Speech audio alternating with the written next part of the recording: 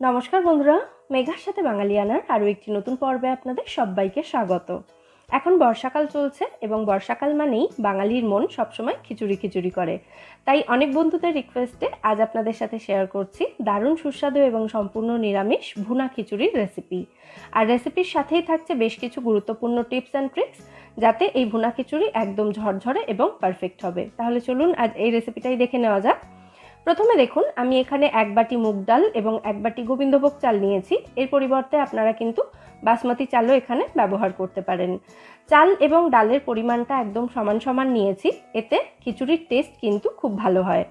চাইলে আপনারা ডালটা একটু কমও নিতে পারেন।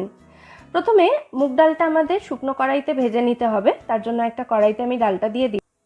মিডিয়াম ফ্লেমে রেখে ডালটা হালকা ব্রাউন কালার আসা পর্যন্ত ভেজে নিতে হবে। 2 থেকে 3 মিনিট ভাজলেই যথেষ্ট। তো ডালটা ভাজা হয়ে গেলে তারপর আমি এর মধ্যে দিয়ে দিচ্ছি চালটাকেও 30 থেকে 40 সেকেন্ড মতো একটু শুকনো কড়াইতে ভেজে নেব। এইভাবে চাল এবং ডাল দুটোই যদি শুকনো কড়াইতে ভেজে খিচুড়িটা রান্না করা হয়, তাহলে খিচুড়ি কিন্তু একদম ঝরঝরে হবে, খিচুড়ির মধ্যে আঠালো ভাবটা থাকবে না। চাল এবং ডাল দুটোকেই আমি ভালো করে ভেজে নিয়েছি। এবার এগুলোকে কড়াই থেকে নামিয়ে একদম পরিষ্কার করে ধুয়ে নিতে হবে।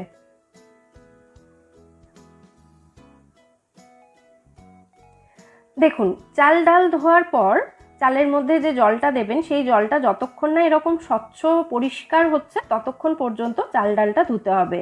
এতে চাল ডাল থেকে স্টার্চটা বেরিয়ে যাবে এবং খিচুড়ি ঝরঝরে হবে। এবার এই চাল ডালটা আমি অন্তত 1 ঘন্টার জন্য ভিজিয়ে রাখবো, তাতে খিচুড়ি রান্না হতে সময় অনেকটাই কম লাগবে। প্রায় 1 ঘন্টা মতো চাল ডালটা ভিজিয়ে রাখার পর এখন দেখুন চাল ডালটা অনেকটাই ফুলে গেছে। তো এবার একটা ছাঁকনির ওপরে চাল ডালটা দিয়ে চাল ডাল থেকে জলটা ঝরিয়ে নিতে হবে। চাল ডালের জলটা আমি ঝরাতে দিয়েছি। আর এই সময় আমি একটা মশলার মিশ্রণ তৈরি করে নেব। তার জন্য একটা বাটিতে 1 চা চামচ মতো গ্রেট করা আদা এবং 1 চা চামচ মতো গ্রেট করা কাঁচা লঙ্কা নিয়েছি। এর মধ্যে দিয়ে দিচ্ছি আমি 1/2 চা চামচ মতো হলুদ গুঁড়ো, স্বাদ মতো লঙ্কা গুঁড়ো আর 1 চা চামচ মতো জিরে গুঁড়ো। এরপর এর মধ্যে সামান্য একটু জল দিয়ে সমস্ত মশলা একসাথে মিশিয়ে একটা মিশ্রণ আমি তৈরি করে রাখবো।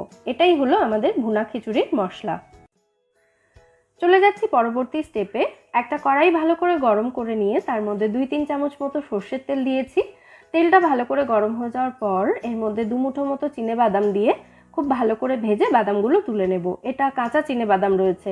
খিচুড়িতে আমার চিনেবাদামটাই বেশি ভালো লাগে, সেই জন্য আমি চিনেবাদাম দিলাম, তবে আপনারা এখানে কাজু কিশমিশও দিতে পারেন।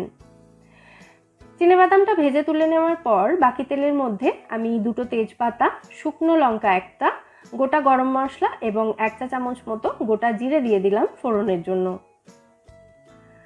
জিরের কালারটা ব্রাউন হয়ে যাওয়া পর্যন্ত এই ফোড়নটাকে একটু ভেজে নিতে হবে। ফোড়নটা ভালো করে ভাজা হয়ে গেলে এর মধ্যে যে মশলার মিশ্রণটা তৈরি করে রেখেছিলাম সেই মিশ্রণটা দিয়ে দিলাম। এভাবে মিশ্রণ তৈরি করে যদি মশলাটা দেওয়া হয়, তাহলে কিন্তু গুঁড়ো মশলা বা কোনো মশলাই পুড়ে যাওয়ার কোনো চান্স থাকবে না। এবার এই মশলাটাকে 2 থেকে 3 মিনিট মতো কষিয়ে নেব মিডিয়াম ফ্লেমে রেখে, যাতে সমস্ত মশলার কাঁচা গন্ধ চলে যায়। মশলাটা ভালো করে কষানো হয়ে গেছে, মশলা থেকে তেল ছেড়ে গেছে, দেখতেই পাচ্ছেন। এবার জল ঝরিয়ে রাখা চাল ডালটা এর মধ্যে আমি দিয়ে দিলাম। তারপর চাল ডালটা খুব ভালো করে ভেজে নিতে হবে 3 থেকে 4 মিনিট সময় নিয়ে। আর এই সময় গ্যাসের ফ্লেমটা মিডিয়াম রাখতে হবে।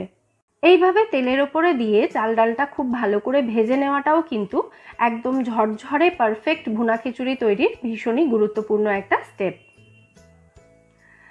3 থেকে 4 মিনিট মতো মিডিয়াম ফ্লেমে রেখে চাল ডালটা আমি ভেজে নিয়েছি। এখন দেখুন চাল ডালটা একদম শুকনো ঝরঝরে হয়ে গেছে।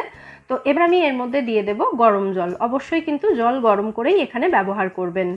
আর শুকনো অবস্থায় চাল এবং ডাল মিলিয়ে টোটাল যতটা ছিল তার ঠিক ডাবল পরিমাণে জল দিতে হবে।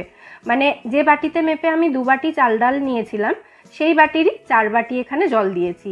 আমি সোনামুগ ডাল নিয়েছি, সেই জন্য জলের পরিমাণটা একদম ডাবল দিয়েছি। তবে বাজারে যে একটু মোটা মুগ ডালটা পাওয়া যায়, সেটা যদি আপনারা নেন তাহলে 4.5 বাটি মতো জল দেবেন, মানে ডাবলের একটু বেশি জল দিতে হবে। দিয়ে দিলাম এর মধ্যে স্বাদ মতো নুন। তারপর ভালো করে সমস্ত উপকরণ আবার মিশিয়ে দিচ্ছি।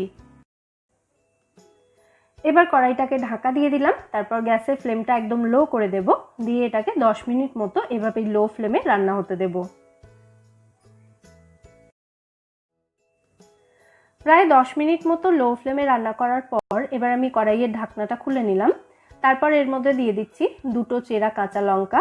স্বাদ মতো মিষ্টি দিয়ে দিতে হবে, তবে এটা একেবারেই অপশনাল। আপনারা যদি চিনিটা না দিতে চান তাহলে নাও দিতে পারেন। হাফ চা চামচ মতো গরম মশলা গুঁড়ো দিয়ে দিলাম এবং 1 চা চামচ মতো ভাজা মশলা গুঁড়ো দিয়ে দিচ্ছি। এই ভাজা মশলা তৈরি করার জন্য গোটা জিরে, গোটা ধনে, শুকনো লঙ্কা এবং তেজপাতা শুকনো কড়াইতে ভালো করে ভেজে সেটাকে আমি গুঁড়ো করে এখানে 1 চা চামচ দিয়েছি। আর ভেজে রাখা বাদামটাও দিয়ে দিলাম। তারপর সমস্ত উপকরণ একসাথে খুব ভালো করে মিশিয়ে দিচ্ছি। খিচুড়িটা দেখুন এখনো কিন্তু একটু জলজলে রয়েছে, পুরো কিন্তু শুকায়নি জলটা। চাল এবং ডাল দুটোই আমি এই সময় চেক করে নিচ্ছি।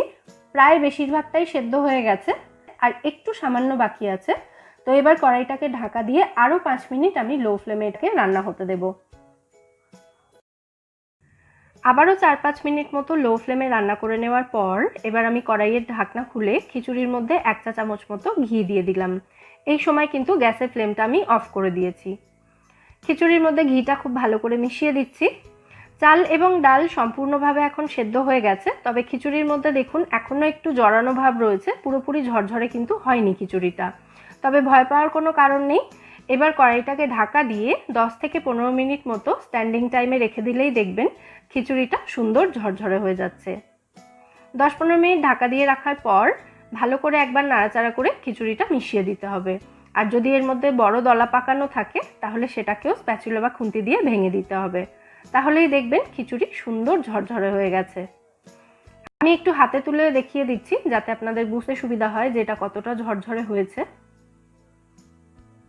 দেখতেই পাচ্ছেন হাতেও কিন্তু একটুও লেগে নেই। আমাদের পারফেক্ট ঝরঝরে ভুনা খিচুড়ি এখানে একদম রেডি সার্ভ করার জন্য। পছন্দ মতো আমিষ নিরামিষ যে কোনো সাইড ডিশ দিয়ে আপনারা এটা সার্ভ করতে পারেন, অথবা শুধু শুধু খেতেও কিন্তু এই ভুনা খিচুড়ি খুব ভালো লাগে।